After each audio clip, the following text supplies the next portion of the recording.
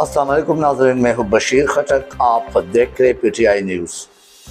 अच्छा नाज़रीन, आप लोग के साथ आज इमरान खान के कल के जलसे के हवाले से गुजरात में जो हुआ है, फिर उसके बाद उस जलसे में मोनस इलाही और परवेज़ इलाही की तकारीर, इमरान खान की तकारीर, और उसके बाद आपके साथ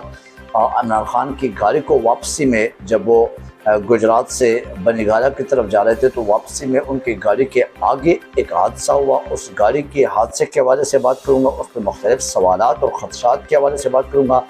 और फिर उसके बाद फवाद चौधरी के उसी वक्त जो उनका ट्विटर अकाउंट हैक हो गया था 30-35 मिनट के लिए, उस पर बात करेंगे। मैं शुरुआत करूँगा गुजरात के जलसे के हवाले से। गुजरात के जलसे में जैसे ही इमरान खान अपने हेली से उतरे हैं तो उस वक़्त मोनस इलाही और PTI के बहुत सारे सीनियर वज़रा वहाँ पे मौजूद थे, और वो अपने लैंडिंग के दौरान उनको अपने लीडर को मोनस इलाही खुद ड्राइव करते हुए अपने रेंज रोवर में उनको जलसे के जो स्टेज थे वहाँ तक लाया, और इतने बड़े इस्तकबाल के साथ, इतने ख़ास इस्तकबाल के साथ, इतने बाइज़्ज़त बाएहतराम इस्तकबाल के साथ आज तक किसी पाकिस्तानी लीडर को हमने एटलीस्ट नहीं देखा है, वो भी परवेज़ इलाही और उनके बेटे की तरफ से जो इस्तकबाल हुआ है। चूँकि वो वज़ीर आला परवेज़ इलाही साहब जो है वो वज़ीर आला पंजाब है, तो उन्होंने अपने तरफ से जो प्रोटोकॉल और जितना भी उनकी इज़्ज़त और एहतराम में और उनकी सिक्योरिटी ख़दशात को सामने रखते हुए जो इतनी हाई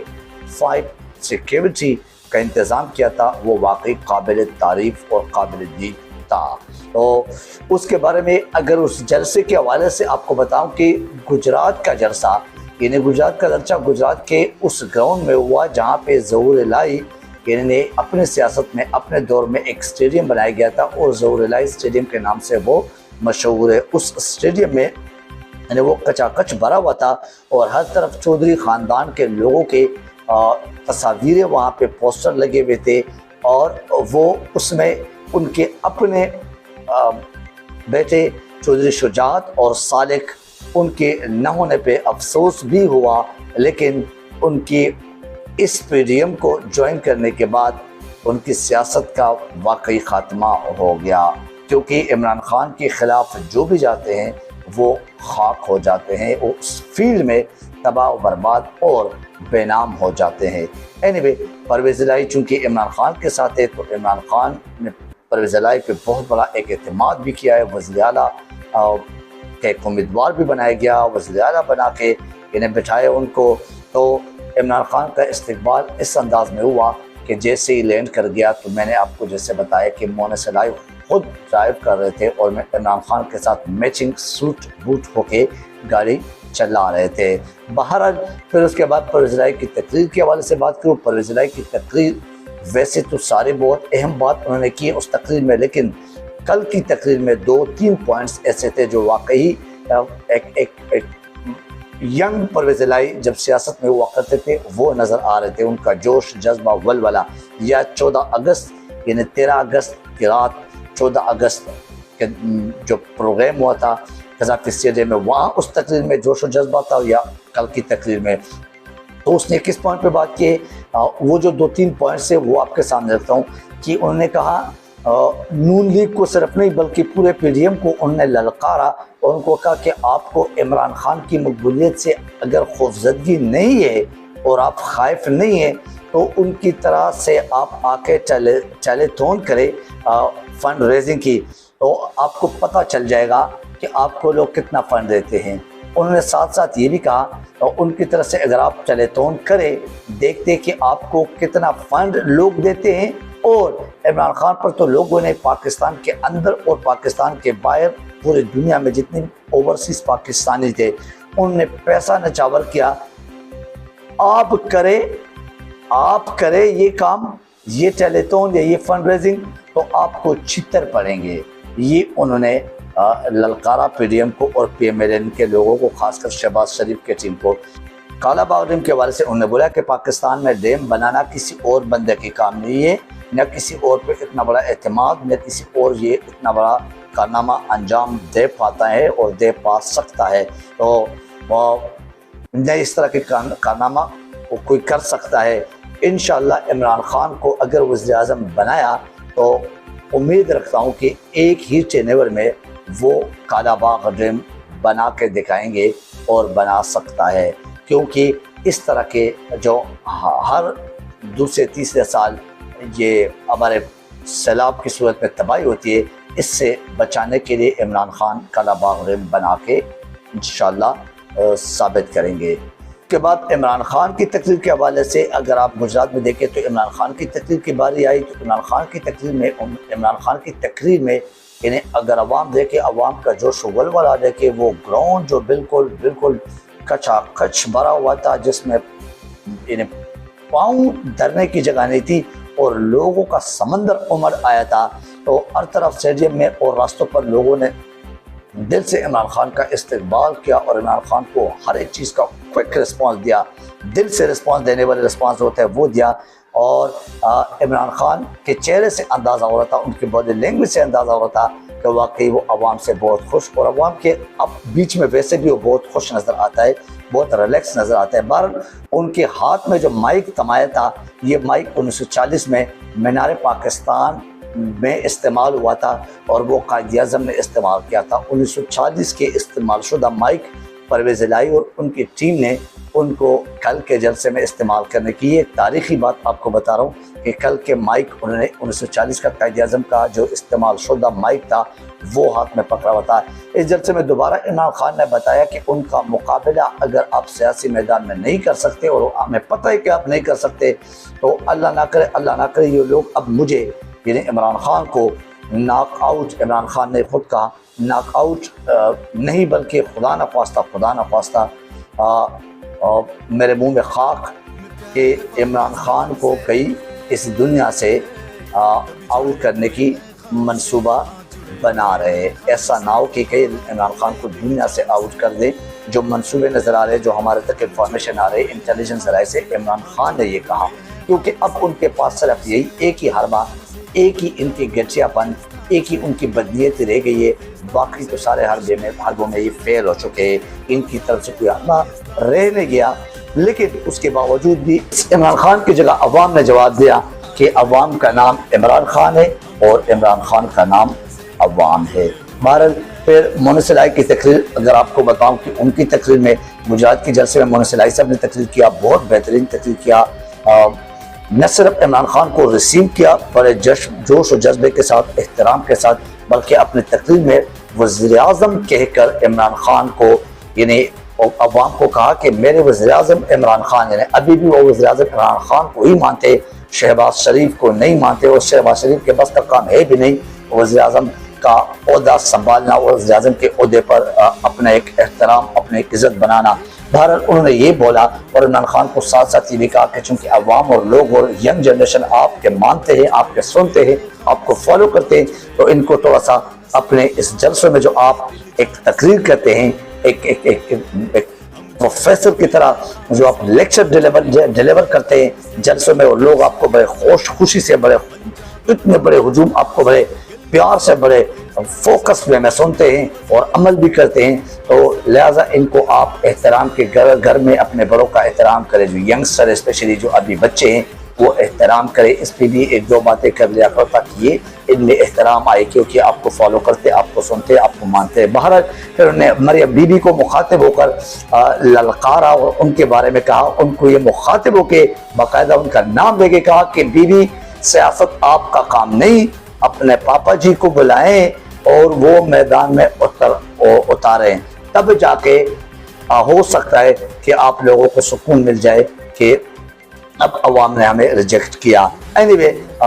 इस तरह की बातें मोनिस इलाही साहब ने किए, शॉर्ट बातें किए क्योंकि टाइम इतना नहीं होता है, लेकिन उन बातों को का जिक्र मैंने आपसे कर लिया जो बातें किए। गाड़ी को फिर जाते हुए इमरान खान जब उस जलसे से वापसी में थे और वापसी जा रहे थे तो हादसा हुआ उस जलसे उस गाड़ी के, इमरान खान की गाड़ी के आगे एक गाड़ी को हादसा हुआ, आग लगी उसमें और उस गाड़ी में सारे लोग बच गए। इसका मतलब ये कोई प्लांटेड एक ऐसा मंसूबा था, ये कोई प्रॉपर एक गेम था। और ये जो इमरान खान ने जिक्र किया जलसे में, क्योंकि इसके ऊपर बहुत सारे सवालात उठते हैं। सबसे पहले सवाल ये कि इमरान खान के साथ गाड़ी में कौन कौन थे, और उसके बाद सवाल ये कि इमरान खान ने हेली के बजाय, हालांकि आमतौर पर वो हेली में जाते हैं आजकल सिक्योरिटी खदशात की वजह से, कल किसने मशवरा दिया और क्यों हेली के बजाय रोड के सफर पे तरजीह दिए और रोड का सफर किया, और फिर ये हादसा हुआ। फिर इमरान खान की गाड़ी में उनके साथ कौन कौन बैठे हुए थे, आगे गाड़ी में कौन बैठे हुए थे, जो सारे बच भी के, और हादसा भी एन उसी वक्त हुआ, इत्तेफाक उसी वक्त हुआ जब इमरान खान की गाड़ी करीब पहुंची। बहरहाल उसके बाद ये सवालात तो सारे ये है जहन में, और ये सोशल मीडिया पे मुबस्सिरीन बड़े तज्जियाकार ये सवालात करते। फिर उसके बाद इमरान खान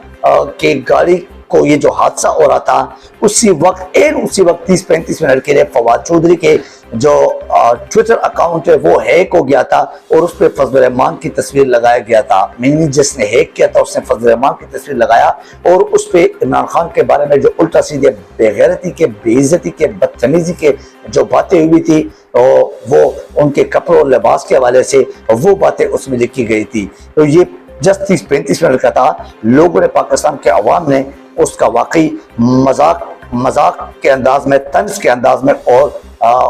मजे का खेज अंदाज में वो बातें एंटरटेन किए, लेकिन साथ साथ इस पे लानत भी भेजी। फिर 30-35 मिनट में जिसने देखा था उतने लोगों ने ये गवाही दी है, उसके बाद फिर ये दोबारा चेंज हो गया, बहाल हो गया था। एनीवे, ये सवालात उठते इस किस्म के मामलात कैसे शुरू हुए, ये खदशात जरूर है हमारे एक अजीम लीडर के हवाले से कि उनको आजकल एटलीस्ट रोड पे सफर नहीं करना चाहिए, फिर रात के अंधेरे में, फिर इस तरह जलसे से वापसी में इतनी ज्यादा दिलेरी जो है ये बेवकूफ़ी में कहीं अल्लाह ना करे चेंज हो जाए और कोई बड़े हादसे में तब्दील ना हो जाए। बहरहाल उसके बाद फिर आपको जमायमा के हवाले से बात करूंगा। जमायमा साबिका जो वज़ीर आज़म इमरान खान की साबिका वाइफ, उन्होंने अपने इस सैलाब की मदद में और इस बड़ी तबाही की मदद की इमदाद की सूरत में अपने एक मूवी है उसकी खुसूसी शो की आमदनी पाकिस्तानी सैलाबज़दगान के नाम कर दी गई है, और उस मूवी का नाम है what's love got to do it. ये उस मूवी का नाम है, उसकी आमदनी जितनी भी आएगी वो सैलाब के नाम कर दिए, सैलाबज़दगान के नाम, पाकिस्तानी सैलाबज़दगान के नाम कर दिया गया। ये बहुत बड़ी बात है, बहुत बड़ी बात है। अल्लाह ताला ऐसे बीवियाँ, फिर ऐसे औरतें, फिर ऐसे ही फराख दिली के मुजाहरा करने वाले जो एक रिश्ते हैं इसमें अल्लाह ताला इजाफा करे, और ऐसे ही बीवियाँ होना चाहिए कि छोड़ने के बावजूद भी वो अपने पाकिस्तानी अवाम के, पाकिस्तानी कौम के मुश्किल वक्त में किसी बात से, किसी मुश्किल से दरेग, और वो मुश्किल वक्त में हाथ बचाने के लिए हाजिर होती है। इस हवाले से मैं मरियम नवाज से सवाल करता हूँ कि वो बताए वो अपने तजूरियों से कब अपने ऐलान करेंगे और पैसे देंगे सैलाबज़दगान के लिए अपने कमाई से। फिर मैं नवाज शरीफ से कहता हूँ लंदन में बैठ के सिर्फ मजे लेने के लिए वहाँ पे ना बैठो और हमारे पाकिस्तानी को बेवकूफ़ बनाने के लिए तकारीर ना करें। आप अपना कोई ज़ाती ऐलान करो कि आप कितना दे रहे हैं, कितने बिलियन, कितना मिलियन का ऐलान कर रहे हैं। फिर उसके बाद में जरदारी और जरदारी के बेटा से पूछ रहा हूँ कि आप जो है ना वहाँ पे यानी बिलावल की और पीपीपी की दिलचस्पियाँ जो है वो इसमें कि अवाम से, फिर लोगों से, फिर अक़वाम से, जितने भी बैन अक़वामी सतह पे उनकी जो भीख मांगने के एक अंदाज है वो तो जारी व सारी है, लेकिन जो सवालात है, जो खदशात है, जो अभी तक वहाँ पे मुतासरीन है सैलाबज़दा जितने भी है सिंध के इलाकों में, वो सारे कंप्लेन करें कि हमारे तक खुद भी नहीं पहुंच रहा है। तो इसके एक ट्रांसपेरेंसी होना चाहिए। मैं इससे पहले भी कह चुका हूँ, इससे पहले भी मैं कह चुका हूँ, क्योंकि ये लोग हमेशा मुतासरीन की हालत पे इनको तरस नहीं आते। ये मुतासरीन की हालत को एक बहाना बना के मदद इकट्ठा करते, फिर वो कई बेनामी अकाउंट के जरिए दुबई वगैरह और ये स्विस अकाउंट वगैरह और इस किस्म के जगहों पे तकसीम ना हो जाए और वहाँ पे ना पहुँचाया जाए। कई ब्रीफकेस भर के इंडिया से जहाज ना आए और वो कराची के एयरपोर्ट पे लैंड करके ब्रीफकेस ना लेके जाएं। इन्हीं से लफ्ज़ादगान के फंड्स उठा के, तो क्योंकि इस लफ्ज़ादगान के साथ जो हो रहा है, उनकी जो मजाक नजर आ रहा है, वो जो उनके वज़रा के मजाक नजर आ रहे हैं, वो सारे अवाम के सामने और वहाँ के मुतासरीन जो लफ्ज़ादगान है वो जो फरियाद करते हैं कि हमें किसी किस्म की कोई आज तक सिंध में हमें वो रिलीफ नहीं मिला, हमें वो इमदाद नहीं पहुंचाया गया। तो इन तमाम बातों के, इन तमाम सवालात के जवाब चाहिए और इस पे एक ट्रांसपेरेंसी के अंदाज में इदारे जितने भी है, वो अदलिया हो, वो ब्यूरोक्रेसी हो या वो फौजी इदारे हैं, लेकिन वो इसकी ट्रांसपेरेंसी, वो इसकी श्योरिटी ज़रूर एक करे, क्योंकि फेडरल और वफाक की हुकूमत है वो और सिंध की हुकूमत मिलके ये कोई एक जो वारदात है, एक तरीके वारदात है इनका, इन दोनों के जो मशहूर है, ये दोनों इनका वारदात पे ये ना कर सके और ये ना कर पाए इन मजलूम अवाम के साथ। एनीवे, आज तक के लिए इतना ही काफ़ी। आज मेरे ख्याल से बावलपुर में उनका जलसा है, तो देखते कि इस जलसे में खान क्या रिकॉर्ड तोड़ते हैं, कौन कौन से रिकॉर्ड, कौन कौन से बयानात, किस किस के अल्फाज उन चार लोगों के, और जो वीडियो में अपने रिकॉर्ड की उनके कोई इशारे देते नहीं देते। आज से इस व्लॉग से मुझे इजाज़त दीजिए। इंशाल्लाह नेक्स्ट व्लॉग में आपके सामने और जितने भी मालूमात होंगे उनके साथ पेश होऊंगा, लेकिन एटलीस्ट मुझे मेरे इस चैनल को ना भूलिए, इसको जितना हो सके शेयर करें और सब्सक्राइब करें। Thank you very much. अल्लाह हाफ़िज़।